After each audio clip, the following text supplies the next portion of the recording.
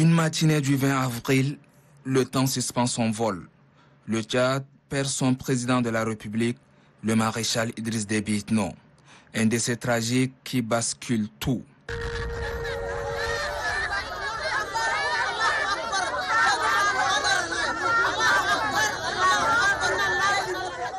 Le pays pleure, mais ne plie pas les chines. Debout, il amorce courageusement sa transition, bien que le climat politique ait pris un coup. Le dialogue national inclusif tenu dans cette lancée accouche des recommandations, parmi lesquelles la mise en place du cadre national de concertation politique. Le président de transition, le général Mohamed Idriss Déby Itno, garant de la mise en œuvre, fait sienne cette volonté du peuple et convoque le 27 janvier dernier au palais présidentiel tous les partis politiques. Je voudrais vous inviter à vous concerter librement pour mettre en place le cadre de concertation souhaité. Soyez rassurés qu'il n'y aura aucune interférence, ni injonction, moins encore d'influence dans cet exercice qui ne concerne que vous, acteurs politiques tchadiens. Il vous incombe de définir ce cadre de dialogue politique, sa composition, son organisation et sa dénomination. L'essentiel, c'est de privilégier une approche organisationnelle qui rime avec dynamisme, efficacité et efficience. Le ton est donc donné. Le processus est enclenché. Commence alors une série de rencontres, de consultations et concertations entre les hommes politiques.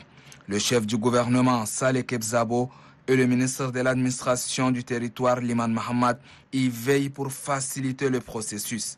Un comité est mis en place pour élaborer les textes de base qui seront validés par l'ensemble des partis politiques, ce qui donne forme au projet et ouvre la voie à la désignation des membres du CNCP.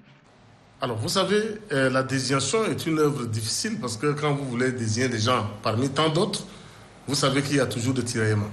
Mais nous sommes arrivés à mettre des règles en place. C'est-à-dire qu'il y a des partis politiques regroupés, il y a des partis politiques non regroupés. Pour les partis politiques regroupés, il était question que les gens s'entendent et désignent leurs représentants en interne. Pour les partis politiques non regroupés, nous nous sommes entendus à faire en sorte que les partis s'entendent en interne et organisent dans une entente, n'est-ce pas, des consultations pour désigner leurs représentants. Et c'est ce qui fut fait. Donc nous nous sommes retrouvés avec une coordination de 51 membres. Et là-dedans, dans les 51 membres, nous avons désigné un bureau de 13 membres dont je coordonne les activités. Le cadre national de concertation des partis politiques se veut alors une structure différente du CNDP, mais qui permettra au président de la République et les partis politiques de se consulter sur des sujets concernant l'avenir du pays. Vous savez que, à l'époque, c'est l'antagonisme opposition-majorité. Donc c'est cet antagonisme-là qui a fait naître le CNDP et les gens discutaient dans des camps retranchés, avec de nombres paritaires. Tandis que aujourd'hui le CNCP n'est pas cela, puisque aujourd'hui nous sommes dans un contexte où il n'y a pas une opposition d'un côté et la majorité de l'autre. Il s'agit d'un gouvernement d'union nationale qui dirige sous l'égide d'un président de transition issu donc du dialogue national inclusif et souverain. Et donc nous ne sommes pas ici en face d'une opposition et d'une majorité. Mais nous sommes en face d'un bloc des partis politiques qui se sont entendus pour désigner une représentation. Et cette représentation doit accompagner le gouvernement dans la mise en œuvre donc, de résolutions du dialogue national inclusif et accompagner le processus politique jusqu'aux élections. Les missions de ces cadres sont alors bien définies, noir sur blanc. La mission première du cadre est d'abord de suivre le processus politique dans son entièreté. Le processus politique comporte quoi? Il y a d'abord le suivi de la mise en place des démembrements des organes qui pilotent les élections. Deuxièmement,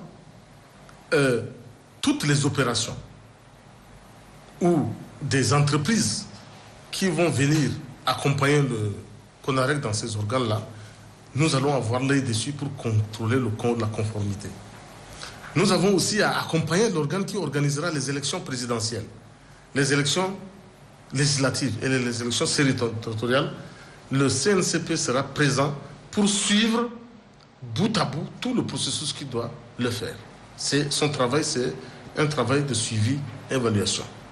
Aussi, concrètement, le CNCP va constater, effectivement, le matériel électoral qui seront commandés. Le CNCP aura son mot à dire, qu'est-ce qui se fait, qu'est-ce qui ne se fait pas et qu'est-ce qui reste à faire. Aussi, le CNCP se prononce à tout moment en temps réel de toutes les défaillances qu'il aura à relever et de proposer des solutions. Aussi, puisque nous sommes désormais un cadre représentatif de tous les partis politiques, nous aurons à examiner les avant-projets de loi concernant le processus électoral, tous les avant-projets de loi qui passeront. Je crois que le CNCP va les examiner et les transmettre au gouvernement. Voilà, la transition est en marche. Le pays avance sûrement vers le retour à l'ordre constitutionnel, chose voulue par l'ensemble du peuple tchadien.